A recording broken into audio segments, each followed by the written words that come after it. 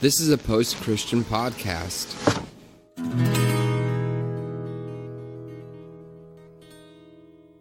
Welcome to the Revolution Church podcast. All right, everybody. Made it. I was trying to find a parking spot for like 20 minutes. It was really... I don't know why everybody decided to come to Bryant Lake Bowl today and not church. Seems to be our problem. We should start serving brunch. Yeah, so everybody's out there and finding parking spots is fun, and snow and cold and having two little munchkins, Minnie and Milo, today. Very full of energy. Yeah, so what's going on? What is going on? What is going on? Is anything going on? Oh, well, this service usually posts a week later, except for you Instagrammers who are listening, all two of you. So when you're listening to this, the recording of this, I will be 44 years old. Right now I'm 43 years old. December 18th. So I'm getting old. And I posted a picture of me and Pete from something we did. And it was only like 10 years ago. And everybody's like, you guys look like teenagers. What happened? And I'm like, 40. Once you hit 40, it just starts to happen. So yeah, pretty crazy. So today I was going to talk about brokenness, but we're not, because my buddy Brent Cayson is in town, and Brent travels around the world selling merchandise and supporting 7th Avenue, I guess, with his T-shirt. It's a pretty big deal if he'll wear your venue T-shirt. No, he's not selling Brent Saves shirts or anything. He sells merchandise for other people. I got to see L7, well, I guess about 6 months ago, because Brent was working there. And then I got to hang out with him afterwards. And the lead singer said she thought I was a scene elder. Yeah. And then she found out I was Tammy Faye's son. And then she was like, "Oh, I just thought he was a scene elder," which is nice. I mean, elder, I don't know how awesome that is, but it was nice. I was feeling pretty cool. To have someone from L7 say that's pretty awesome. Plus, I hadn't seen them for 20 years, and they were actually tighter than they are now. They're tighter now than they were even then. Anyhow, enough of that.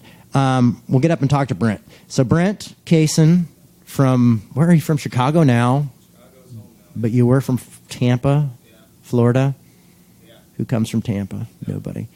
And, But I was born there. yeah, so let's talk to Brent. Brent, come on up. Grab a seat. You can pull up closer and stuff. You know how the audio stuff works.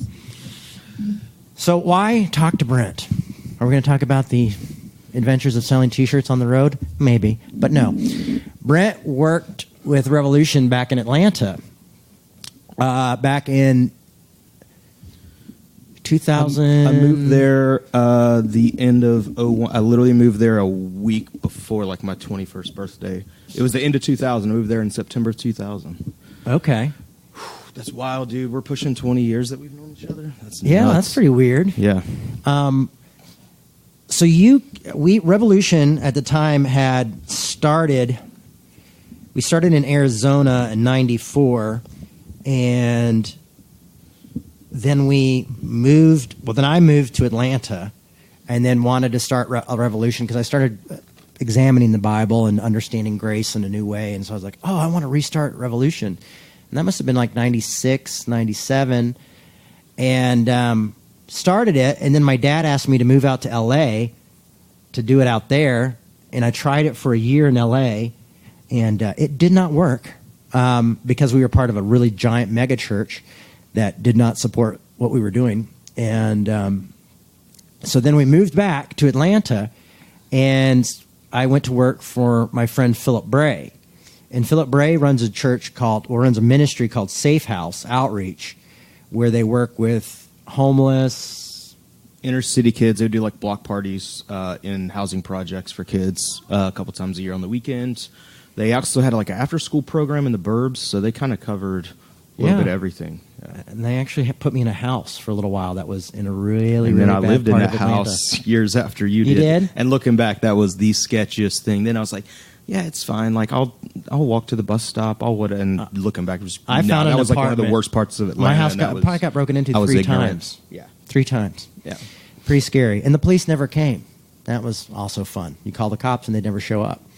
I put deadbolts on my bedroom door because I figured by the time they broke in and the alarm started to go off, I also installed an alarm. By the time the alarm went off, I'd be safe to get out. And then little did I know I was also getting poisoned by, there was a gas leak. Oh, yeah. And so I was slowly being poisoned. I thought I was dying, was going to the hospitals and doctors, like, what's wrong with me? That was a fun time. Yeah. But anyway, so you started working with, Atlanta was a big formable time for Revolution. It was where I kind of really took it to a different place theologically. And I had just gotten married, I think.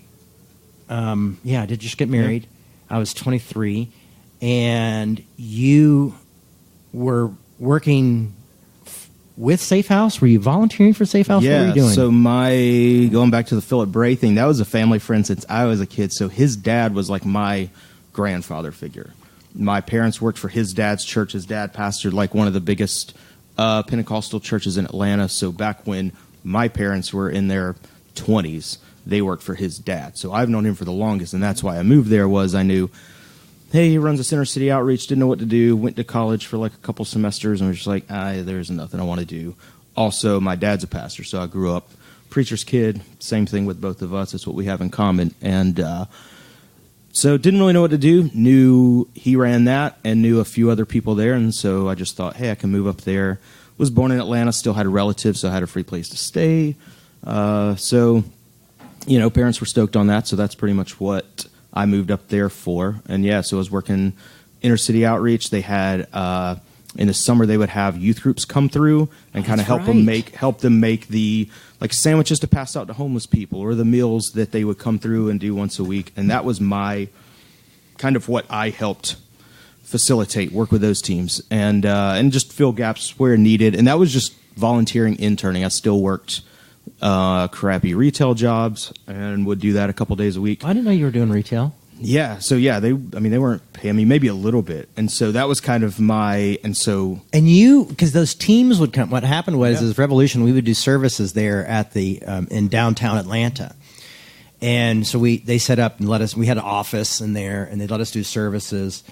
And there would be these groups of like youth group teams and sometimes like YWAM or Master's Commission and stuff like that would come through to like oh, we're going to work in the inner city, and we'd be there. And so they would want to sometimes sit in on our service or talk to us. But we were pretty radical back then. Oh, for sure. And there were also photo boards, like bulletin boards of each ministry in like a main hallway. So they would see, here's what we do with inner city people. Here's what we do with like homeless reaching out. And there was one of Revolution, but it was all goth people. It was punks. It was mohawks. Which is really nothing looking back, or even then for me, like I grew up on punk and he did too. Yeah. But for people that came from church world, bubbled, maybe a little sheltered, it's just like, how do these things go together? Like, what in the world? And so I think I was kind of that person that was, oh, well, here's what they do, here's why they do it, because I would go to his service. Had never met him before I moved there. Obviously was aware of his family growing up in church, and my dad's a pastor, so I kind of knew that background. And so, so I guess I was kind of there to say, like a little buffer. You were the buffer. You were totally, he was like, let me explain to you what they're doing. Because a lot of times when they would come to service, they would get really mad. Mm-hmm. Remember? Because I'd say something. Oh, yeah. Like about a verse or something. I think I remember one of the ones was like, I was like, Paul didn't, I was talking about when Paul's like,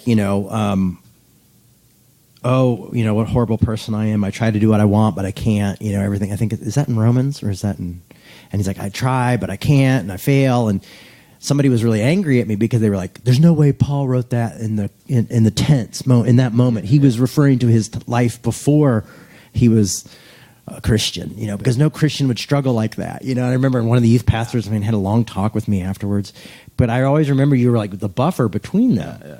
And where were we meeting? Upstairs? Yeah, we're still doing that upstairs. Upstairs, yeah. And which would also be where those people like slept sometimes. I know, like mattresses. So it was a weird. We had to set up and tear down everything. Yeah. And theologically at the time, I was pretty grace-driven still and talking a lot about grace and really pushing the envelope with grace. I had not become a gay affirming yet, but I wasn't ever against it. Well, I was about to interrupt you and say, like, yeah, you weren't ever you just hadn't come out to actually say that. But that's, I mean, honestly, working with him is what's. He's definitely the guy. He was the first person to put in that that unconditional love and see it happen with people that you either are not like or agree with, or I'm looking for without having an end game. So growing up in church, it's always my parents were great. They've done incredible things. They always helped. My dad drove buses. Bust in kids from housing projects to like their children's church back in the day. So they've always been about it. I've always enjoyed helping him at the like food bank that pastors would rotate working at. So I've always enjoyed those things, and they've taught us that. But you never really saw it go to the point of, hey, we're not trying to get you saved or we're trying to get you to heaven. It's just, I'm going to be here. We're going to go through like the thick and the thin. We're going to go through the bad times, the good times, the Christmas parties, the mom having cancer, the thick and thin of everything. And so that's the first time I saw it in action, and that's where it was kind of like I've grown up with a lot, but this is a whole different version, and it's kind of wild that you grow up in church and somehow it's the guy who's battled drugs, alcohol, has full back tattoos. He's the reason, too. He's the reason I got tattoos. I got a lip piercing. My parents hated me for... No, they didn't. No. Not for a minute. But they probably didn't like me for that. But, yeah, so he put it all in action, and that obviously is what's changed me and kind of how I treat people. We had a huge community back then. Yeah. Like, we were really involved with the community. Like, that's something that I feel like is missing in Minnesota. I mean, obviously, we don't have a lot of people who come out. We're mostly online now, and we're trying to connect the online community with each other. But that was such a thing as, like, we were funerals, weddings, Christmas parties. I mean, spending Christmas with people. You know, I mean, we were just... Yeah, we were just in each other's lives. Like, we just became like family. Yeah, oh, for sure. It was. I mean, I don't want to say it was easier. I mean, you're younger. You don't have, I guess, as many commitments, families. But yeah, I mean, I think it was just the neighborhoods in Atlanta that we hung out in. We threw shows, organized shows, did a couple of those a month. You getting tattooed every other week helps with that when we're in tattoo parlors. So it was a ministry. It's yeah, but yeah, no, you're right. It was a lot more tight knit. But I think it was just doing shows, and that obviously introduces you to when all of us are going to all the same shows. You're around. Well, and we were kind of becoming like we were for a while one of the bigger hardcore shows because of Jeremy Rich venues, hardcore venues in the city. Which was really weird because we were just not even a church building. It was just like a big warehouse kind of. Yeah. It was real small. It only held maybe it probably wouldn't have been 200 people. And I think we definitely have put 300 plus in there. And then Jeremy posted the other day, I think it probably was 02 or 03, a show flyer. And we did Under Oath and My Chemical Romance opened for Under Oath and a band Brazil. And that whole tour package cost $450. For three bands. My Chemical Romance. Opened for Under Oath, yeah. And I remember that show vividly. I remember that whole day. Well, do you remember when we had so many people in there that the walls started to bubble? Yeah, that would have been the Taking Back Sunday Brand New Rufio show. Yeah. That people drove from every connecting state to come to. They were calling, trying to get tickets online, but we didn't do any online ticket people were in line around the around we the did some venue. Super sick shows. I mean, we had to pay a sound guy to come in and set up his PA. It was wild, but also, I mean, we had bands come in that we tried not to do too many Christian bands, but then you would also have to shut down when they evangelized a bit much. Yeah. So I would have a talk. I had to have a talk with the Christian bands because I had to be listen, all right, we're going to be on with this straight edge band. They don't like Christians. they're not comfortable with that. And I don't want you getting up there preaching. And they're like, I would die for my God tonight. I mean, really in my face. I'm like, okay, I get that. Perfect. I'm happy for you. I'm going to be here when you go back on the road, and we're going to be in these people's lives. So I just need you to trust that, And but I'm like, dude, just play the music, Do what you want. I understand if you want to say a little something here and there. I'm like, just don't get too preachy, just remember, respect these people, respect the differences here. This is a place for us to come together and hang out and have fun and not fight. Because all the venues, a lot of the hardcore venues, because a lot of the hardcore bands were Christian bands that were popular at the time. Yeah.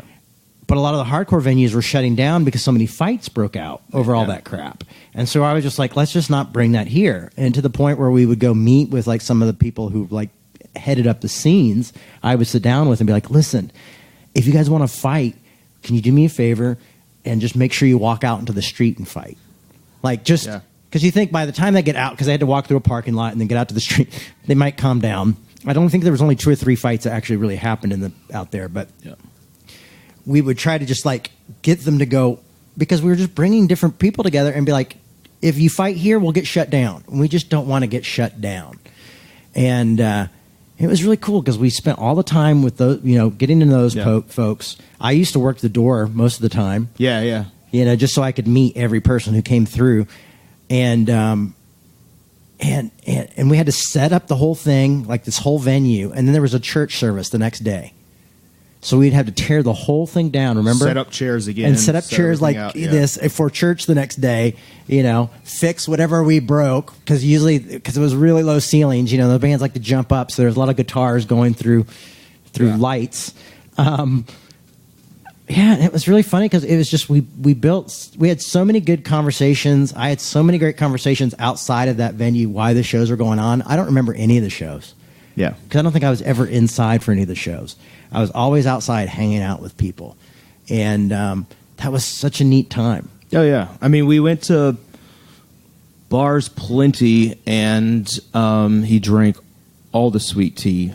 I started to say I don't know how they would keep it in stock, but it was the South. It was Atlanta, so of course they're going to have plenty. He would smoke cigars, sip on sweet tea, hang out with whoever, because you were at that time, like, I don't know, were you already at least a couple years more or so into not drinking? So, so it was just the Diet Cokes, still on point 20 years later. Yeah. Or the sweet tea. But there was one we would always go to that had an outside patio. And it was more of like a pub style. And we were there tons. And I just remember it was over the years. We're always there either like after Revolution, during the day, anytime. And at one point, it was a bartender, a manager, same thing where he's not saying anything about it. He may invite people to come to Revolution, but there was never any kind of an end game. There was nothing. And I remember one of them pulled him aside one day and told him that his mom had cancer that he had just found out like a day or two before, and just wanted to confide in him. I think maybe say a prayer like, hey, I don't believe in this thing, but like you're always around, you say this, I see you doing it. I don't know that I'm going to believe it's going to do anything, but like, hey, you want to do this with me? And it's just that living proof of that's why that guy is just kind of around hanging out, just living his life, and how it impacts other people. There were definitely people that, took, it was maybe a couple years, and they finally thought, well, all right, I'll come around, see what this thing's about. And whether they come or not, it's no big deal, because we're still going to go to patronize their bar. He's still going to get tattooed, still going to buy cigars from your shop. It's always going to be something. So there was no, hey, you finally came, let me dangle this over your, trick you into coming. So it's what I admire about this guy, and what I've learned you just live your life. You do what, you want to do. You just want to treat everybody how you want to be treated, obviously. And, it was pretty killer to see all that happen, as opposed to what I grew up with of I need to talk to people at work. I need to talk to someone. I need to tell them about Jesus. I don't want them not going to heaven kind of thing. And it's always that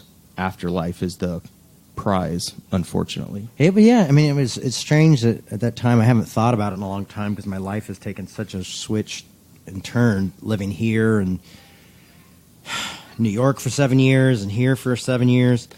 And, but it was like that early month, I just knew that it was life. Living, you just live your faith. You don't have to. Everybody else was like, I'm going to build a church, and we're going to have a building, and we're going to get a really cool rock band, and everybody will come out and see us. You know what I mean? Or we'll get the kids out through this, this, and this.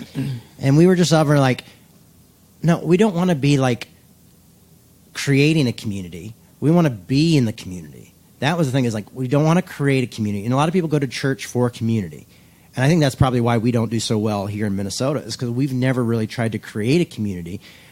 We always wanted to be a part of the community. Yeah. And so that's what we did. And I mean, I think majority of people we were closest to, not maybe the majority, but a good part of the people we were closest to never came to church. Their band may have played at a show, but that would have been it. Yeah. Like, I think one of our biggest donors, her band played. Yeah. Oh, that's right. Yeah, she played our show. But never came to service. But knew who we were, knew what we did, didn't, for some reason, believe what we did.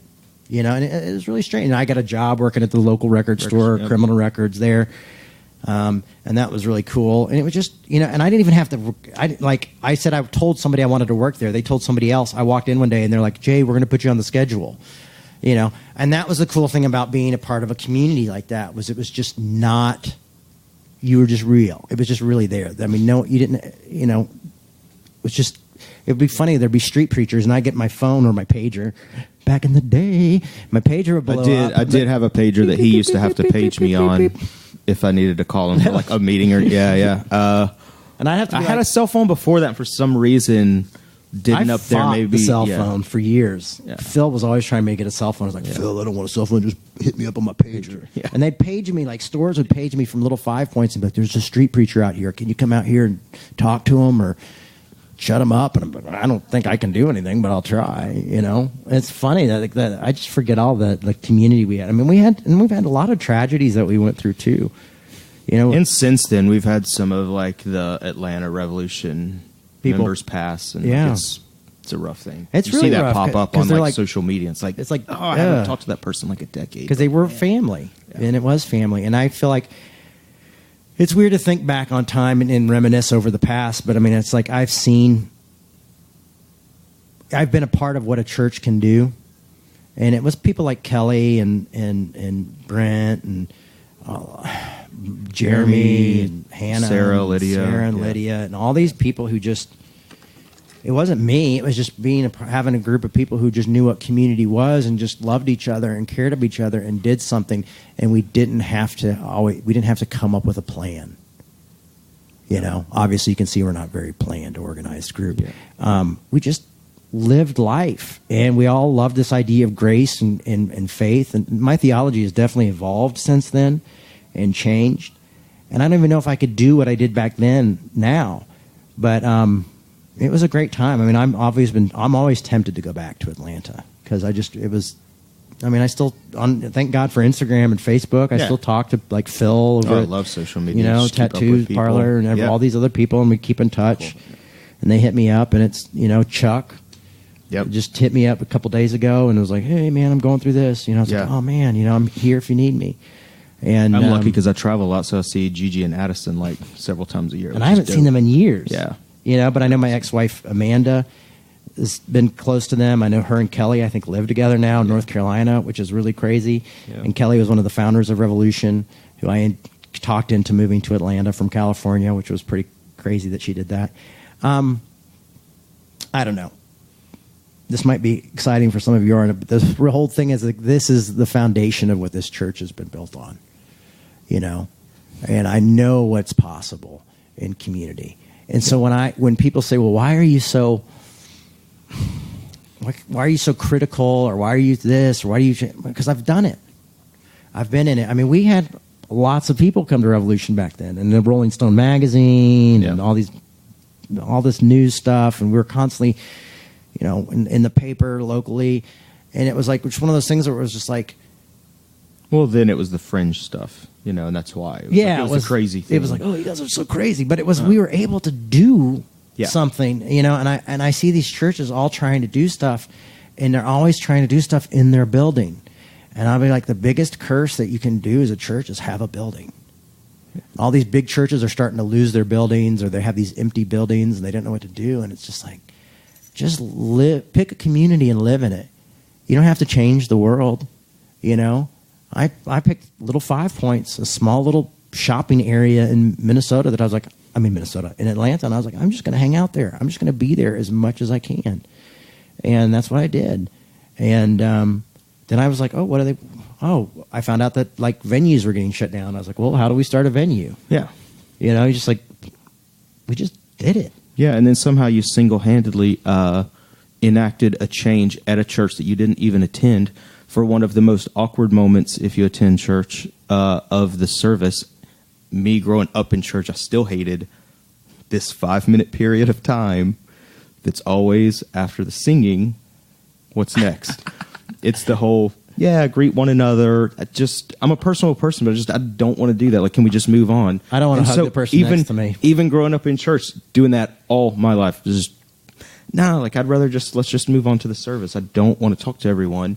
And so a lot of us, he didn't go. A lot of us had started going to, and this was, years later, but a lot of us had started going to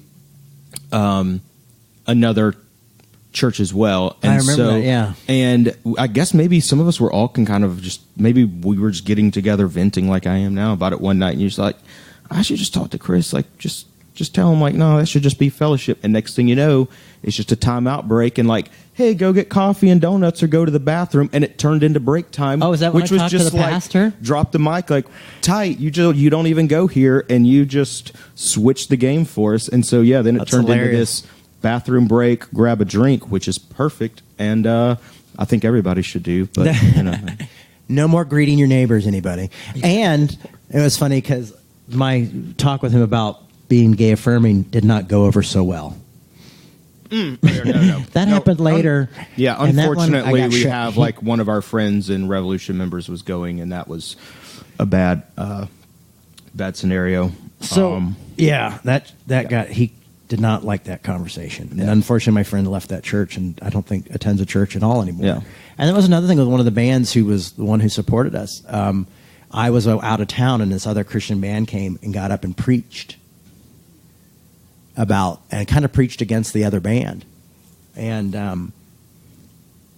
that band never came back, and they never supported us again, and they were super hurt by it, And I tried to talk to and then I got a call from the church that band was a part of, being like, "What's going on down there?" And I was like, "I'll tell you what's going on there. You just freaking completely ran off some people who just had an inkling of hope about the church and believed in it, and they're gone now." Because this is what they expected, and they finally got what they expected. And these were punk rockers who made me look like nothing.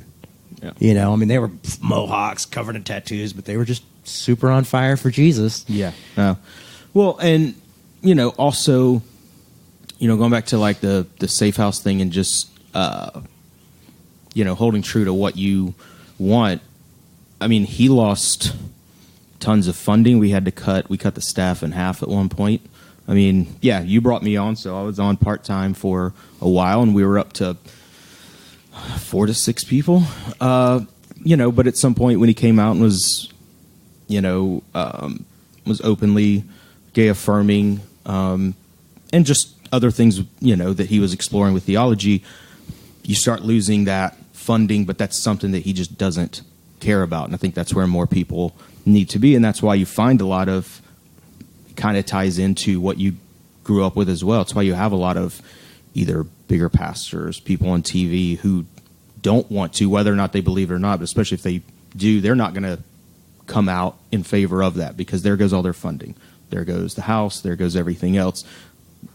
And you're also not talking about a guy with like a house and a few cars. It was like he already was barely making ends meet, and then to come out and still say, hey, this is what I believe. These are my friends, family, people that I spend time with, taking that risk, and sure enough, like losing money or losing the building in the office. And, it's just something that goes to his character, and there again, what I learned a lot from. I mean, that's also something that we grew up with. Like, we both grew up skateboarding, in that kind of punk / rock, whatever world. It's just more of like, you just stand for what you believe in, and you don't really waver on who's trying to influence you.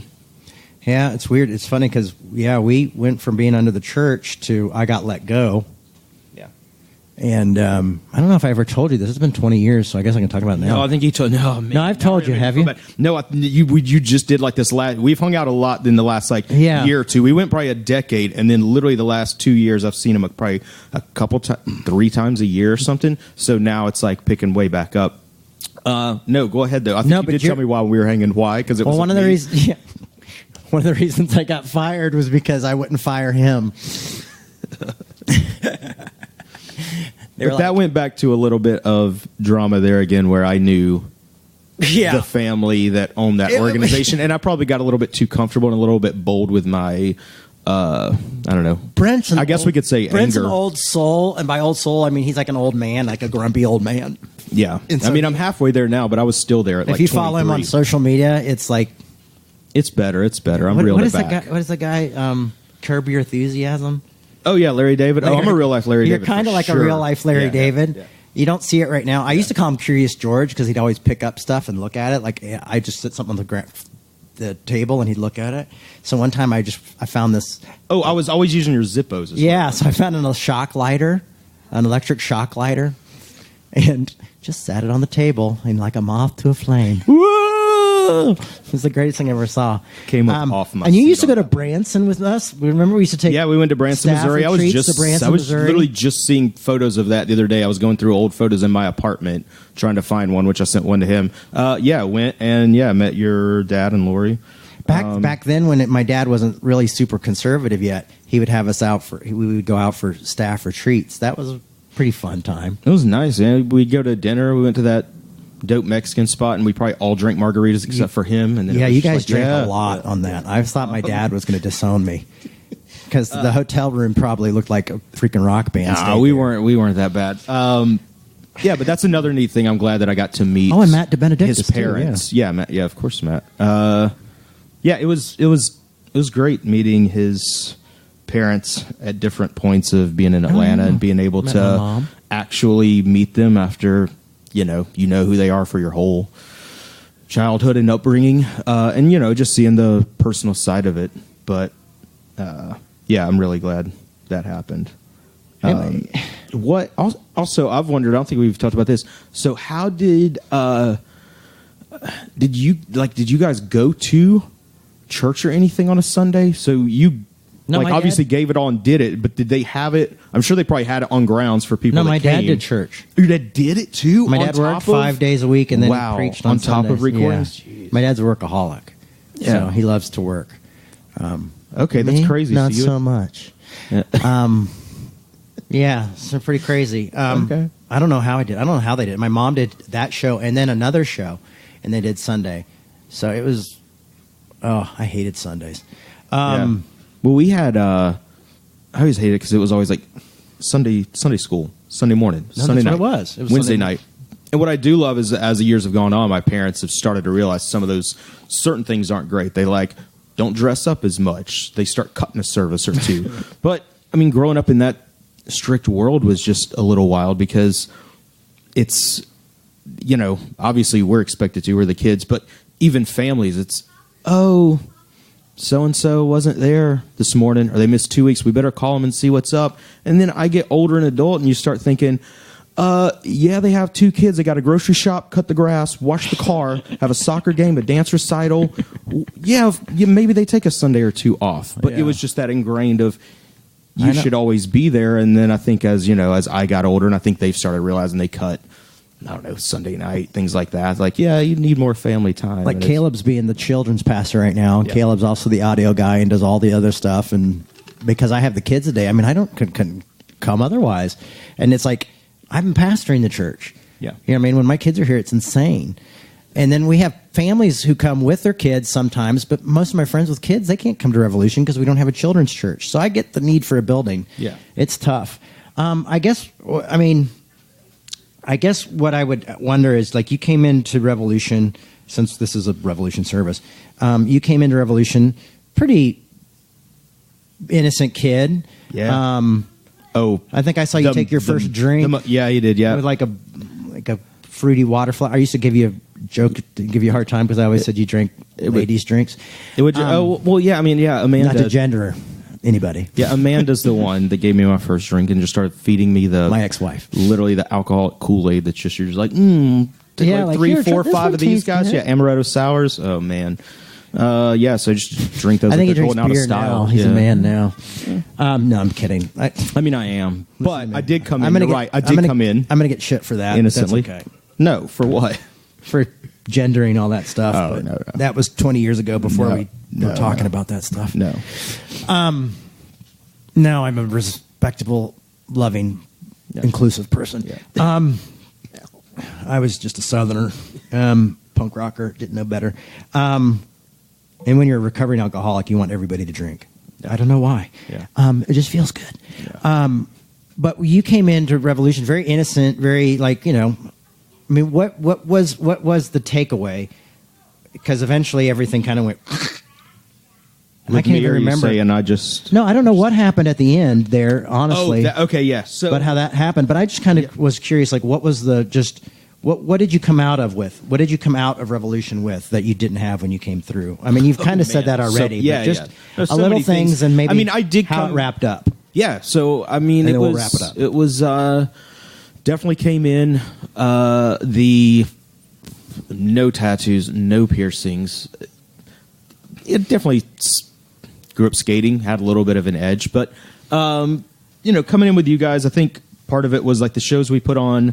Having that group of people, the acceptance that I kind of took away from that too, being involved, went to plenty of shows growing up in high school and whatnot, but not really having the community or a crew of people where you were just always at the same shows. So it was, that was the first time that I felt, hey, I don't really feel like I belong because I don't have the tattoos. I don't dress as quote unquote cool. I don't whatever, but there was the openness to, hey, come, let's go to the shows, let's hang out. I just felt like one of them, despite not looking like them at all and sticking out like a sore thumb. And so that was, one of the earlier things that I loved about it. But it was, with him, like I said, it was just, it's putting it in action. So it's what you, what he says is what he actually does. So I think just having that crew of people, seeing you just hang out and just live your life and realizing, hey, that's kind of all that matters. I think that it was, a combination of the shows that, you just being totally open, honest. That originally was what got me, and that's what kind of got me on that track of, wow, this is kind of weird that I grew up in church, but this is not how I was taught to treat other people who didn't think like me. So, when you have that, you start having, that rubbed off. Then it was the physical things like the tattoos, piercings. I remember just going home telling Mom ahead of time, like, hey, Mom, by the way, I'm coming home for Christmas, and there's probably going to be a tattoo that shows. And then there were, she was the most curious one. And now I have a mom tattoo, and she didn't love it as much as I thought she would. But, so those things early on, I mean, that's what honestly shaped who I am now and who I kind of became was the inclusion, the openness, just being with people, thick and thin. And, came on staff, helped put on shows. But at some point it was, I got...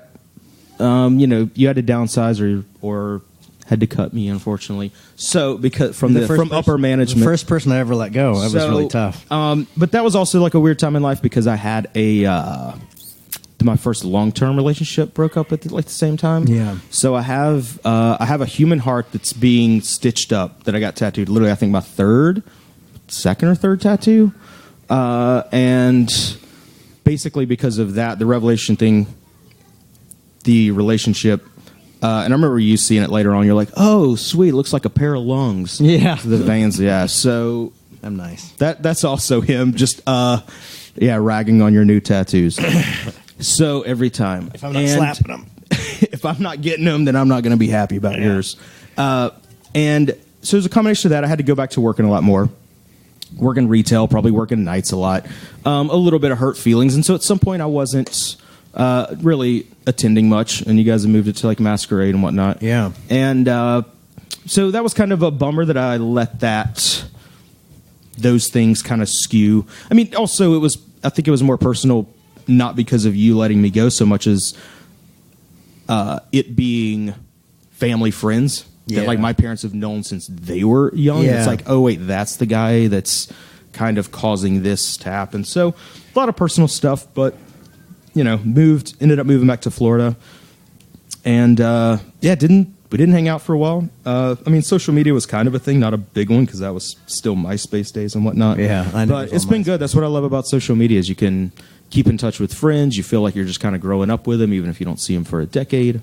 And really, I think I just want whoever's listening and out there today, like I've said before. I mean, it's just this guy does what he says, and he's it changed my whole theology at, growing up for 20 years in church, going, wow, that's a lot different, and that actually, that's the way to be. Thanks, man. So, but I'm glad we got back on hanging out. Me too. Good terms. Well, we weren't on bad terms. We just weird. Kind of left. I moved. You don't talk much. Also, Jay is for as much as he talks and does his thing, funny, get up here, chat all day long.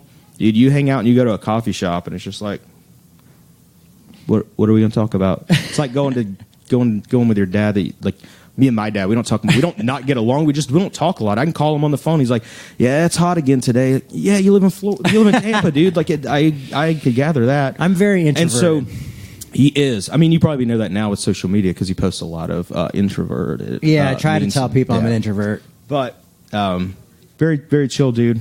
Very quiet guy. But definitely some of the best times of my life, and it's what shaped me and how I treat people. So thank you very much for being that person to so many people. And obviously, I'm one guy saying it, and it's happened to who knows how many people over the course of you doing that, since you were a teenager. So thanks. Thanks, buddy. I didn't bring you up here to encourage me, but you sure did. And it's funny because the past year of my life, I've been going through so much turmoil with my divorce and everything. And it's funny because it's funny when you have trauma, how you kind of get stuck in a portion of time in your life, and I feel like I've been stuck in kind of like the past 6 years of my life. And so it's nice to kind of talk about that stuff and go back and be like, oh, I had a lot of life before that. It's not all summed up in my past, just my little past trauma here. There was other traumas, but other things, and you lived life and you did it well. Oh, okay. And it kind of gives you hope for the future. So all this stuff about like put the past behind you and move forward, maybe sometimes look back a little bit further than the trauma and remember life when it was truly beautiful. And that was a really beautiful time. And New York was a beautiful time too. It's just different.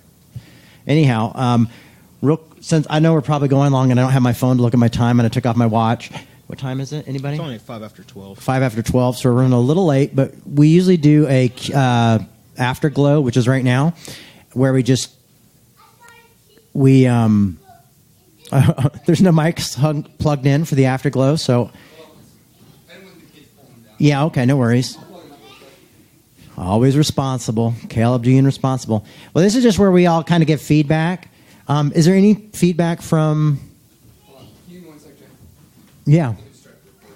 Oh, we're not recording. Okay. You act like somebody who's never used the phone before. He just wants to make sure it doesn't shut off. How do I? But he develops phones. Aren't you a phone developer? Is he an app developer? Nice. Yeah. We got to get you on Instagram, man. We can put like a phantom face and a fake name. Yeah. No comments. Any comments today? I know this is a weird service. This wasn't a sermon. This was just a conversation. Welcome. Glad your first time is just really weird. Are you guys from here? Rochester. Rochester. Oh. But we were just up here seeing family things, so it was like a good opportunity to finally come. My dad was in Rochester. In prison. And that's when when we first came to Minnesota. I didn't grow up in Minnesota. My parents met in Minneapolis, but was in Rochester. And so I spent a lot of my teenage years in Rochester, Minnesota. I actually kind of liked Rochester. It was like my dad got transferred to another prison in Jessup, Georgia, and literally it was like 2 hotels and a subway. So compared to Rochester, it was a lot different, you know. There's a flea market or something that happens out there once a year, twice a year or something that I really want to go to. Gold Rush. Yeah, Gold Rush. Yeah. Yeah, I really want to check that out. Oh, this guy in flea markets. We had our share of those. They have some sort of thing here in Minneapolis that they can't have flea markets, like some sort of old school. So weird law. Yeah, it's really weird. So I'm always having to go out I miss flea markets. Flea markets are awesome. You had so many belt buckles from flea markets. Yeah, I do. I have a whole lot of belt buckles. Unfortunately, I don't really wear them anymore. Anybody? Any comments? Any questions? Yeah. Brent, where do you live now in Chicago? I live in pretty much like the Logan Square neighborhood. It is maybe 4 to 5 miles like northwest of downtown, like right off the blue line. And are you affiliated with a religious organization or a community? I'm not. I was going, she was asking if I was affiliated with a church or religious organization. I was going to a church, it's probably been a couple years since I have it, but I was going to one that I enjoyed teaching of. Pastor was openly gay, married for, he may be coming up on 10 years or more or something. And I loved it. It was more of, I'm pretty sure it was Methodist affiliated, but they just meant like a theater, a small theater. There again, where like they literally do plays and active things certain nights of the week, and they would have to move stuff out of the way off the stage. And it was, really enjoyed the teaching. And it's funny because I did what my parents hated about a lot of churchgoers is, a pastor leaves, moves to another church, and then a lot of people just peace out. They don't stick around for the next guy. And his husband had gotten an offer to move. He was from England, move back overseas and work with a university. So it was one of those things like, hey, I did my time. We'll go support you. So he moved, and it was just one of those things like that's what I loved about it was him and his teaching and the way he did it. So I just kind of didn't go back and just have it. And I think I'm, question a lot of things, and it's just one of those things like it's always floating around the back of my mind, but I just haven't been anywhere. I could go. Sunday. Now it's harder. The last 2 years I went back to Tour World. So for the longest I was doing 9 to 5 stuff, and you had the weekends, and now I'm gone for 2/3, 3/4 of the year or something. Sometimes I would listen to podcasts, and I feel like that's kind of the typical, younger person way to go. I'm not going to go to church. I'll just listen to podcasts. We appreciate people who just listen to podcasts. Well, no, of course. And so, it's some of those help, and I do enjoy listening. But I think at this point, I'm just kind of, floating along, I guess. But it's that's the tough thing with a lot of churches. I've been to a few in Tampa. I've got friends that work at some that have the light shows and whatnot, and you realize, at some point they're doing it for a decent reason. They're trying to get a crowd that doesn't want that, and then at some point I was just like, that was a long time ago, but it was, it's been neat to be a part of some smaller churches that grow, and then at some point, focus kind of shifts, and it's not really what you want to follow along with. How did you hear about this? Or come? Well, after the election, Yeah. the last presidential election, I was looking for a sane Christian voice, and I knew who Jay was, and I heard one of his response to the election on the internet, kind of what do we do now, and I just felt like he was authentic, and he was authentically uncertain how to respond, and I feel like that's Is that like honesty or clarity? the honesty and the fact that he didn't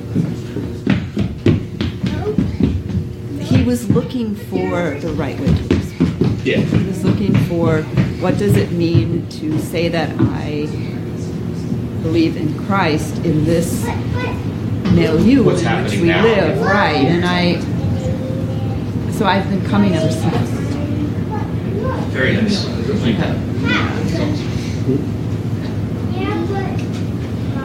Any other burning desires or questions? Otherwise, we're gonna. Yes. Just curious on Revolution Church and your take on it also, what the relevancy or necessity of Jesus Christ in relationship to grace and salvation. Well, I mean, I wouldn't know about grace if it wasn't for the story of Christ, but to be honest with you, I didn't understand that for 20 years. And for me, it was reading Paul. I always tell people I'm Paulinian, and a lot of progressives aren't Paulinian. I mean, we're red letter Christians. They think Paul's a jerk, and he can be, and sometimes it's not him at all. It's people pretending to be Paul. But sorry, can you repeat the question?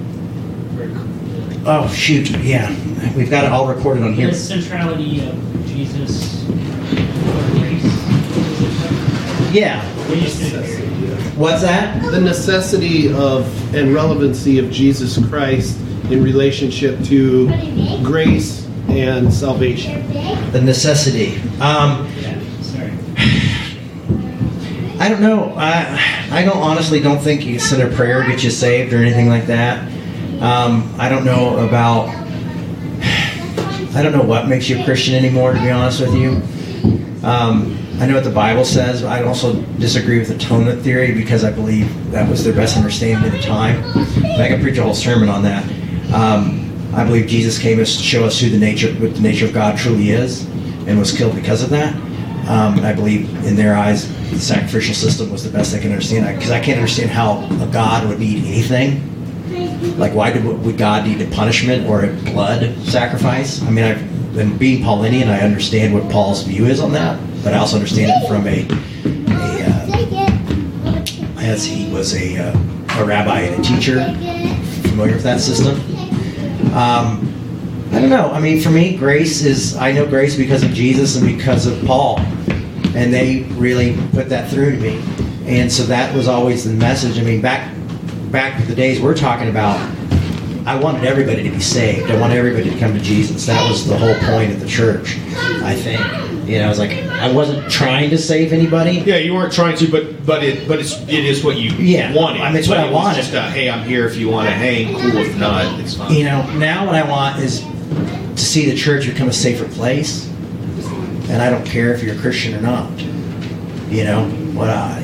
I want you to be able to feel love and inclusion here. I want you to feel safe here. But ultimately, I think if my theological understanding of God and Christ, and Paul and the apostles and all that is right, then I just don't think I have to worry about it. It's not my job to worry about it. It's my job to love people the best I can. And I can tell people about it all day, but what they do with it isn't. I'm not an insurance agent. I'm not an insurance agent, and I'm not a real estate agent. I'm not selling property that you'll eventually be able to move to in the future. I don't believe in a literal hell because of theology and because of taking classes and because of reading Greek and Hebrew and because of reading historical backgrounds. So to me, I don't feel like I'm trying to get anybody saved from anything. What I'm trying to help people do is realize that they're broken. We're all broken, and we all deserve grace. We all deserve to give ourselves grace, because we're all just human beings. We're all full of contradictions. It was Kant who talked about the contradiction, and living in that contradiction, and that life, is not all about being happy either. Everybody thinks they need to be happy, and I think that's a trap, and I think it really destroys people's lives because they think they should be happy, and then they get in a marriage, they get a thing, and they go, I'm not happy. Well, life is suffering. If we go outside of our country, most of the world is suffering horribly, but somehow we believe that there's this thing that we deserve to be happy, and that freedom is the pursuit of happiness. I love it that my friend Pete Rollins said grace is the freedom from the pursuit of happiness and learning to live in that, which is not always easy because I suffer from depression, and so when I'm not happy, I'm really freaking not happy. I'm in a real transition period right now with my theology and understanding and working philosophy into it and working kind of the pyrotheology into it and I can't remember what the other theology is called right now at the top of my head. Radical theology into it as well, you know, but I bring everything to the table. That's it. That's all I got. But to me, grace is the most valuable lesson I've ever learned, and it's what I want to live by. And it's how I try to live and treat others, you know. And without Jesus, I wouldn't have that. So, do I still call myself a Christian? Yeah. Just probably not in the most traditional sense, I guess. But still, I believe, you know, I'm a follower of Christ. Yeah. Even when I don't believe, you know, because I have times where I don't feel like there's anything there, like God's not there anymore. And I feel like, all right, well, I'll follow Christ. You know, I'll bring the message of grace. And that's what I try to do. Is just, I was going to give up and quit the ministry altogether. And my friend of mine, Pete, said, don't do it, man. He's like, you've got the message of grace. You know, you've got that from Christ. You take it, continue to move forward with it, you know. And that's what I do, you know. And I wish I could get away from Jesus sometimes, but I can't. Just pulls me back in, you know. Think, oh, Jesus was a jerk right there, and then all of a sudden something else happens, you know. Anyway, I'm a heretic, so there's no ifs, ands, and buts about that. Always have been, and will probably die one. Anybody else? Oh, yeah, no. Thank you. It was a super long service, but thanks for coming, guys. Thank you so much. Thank you. You're welcome. We'd like to remind you that our ministry is supported 100% by listeners like you. To make your 100% tax-deductible donation today, please visit revolutionchurch.com/donate. You can also learn more by clicking the donate section on the website. If you enjoyed this show, you might also like Loosen the Bible Belt with Kristen Becker and myself, Jay Baker. Can I get an amen? Amen! We're living in a society that's like money buys comfort and ease. Yes. And at the core of that, it's trust, right? I mean, it's a mistrust of allowing yourself vulnerability. Yeah, and you see both sides doing it. You see the progressives want to be comfortable with their life and say, you know, all conservatives are bad. And then you see the conservatives doing it and they want their way of life. And they're both seeking comfort. And what we've been talking about doing with the Loosen the Bible Belt podcast, the tour, is saying we want to create a space where people can come and be uncomfortable and disagree well. And we've lost the art of disagreeing well because we all want to be taken care of and be affirmed. And it's like, you know, when are we going to grow up? You know, it's not about being happy and comfortable, not for the progressive and not for the conservative. Yeah, and in fact, right, that tension that we cannot handle actually creates more animosity. Yes. Right? We begin to dehumanize the other that we disagree with, to the point that we can no longer, I mean, shit, we can't even sit next to each other and worship the deity together. That's pathetic.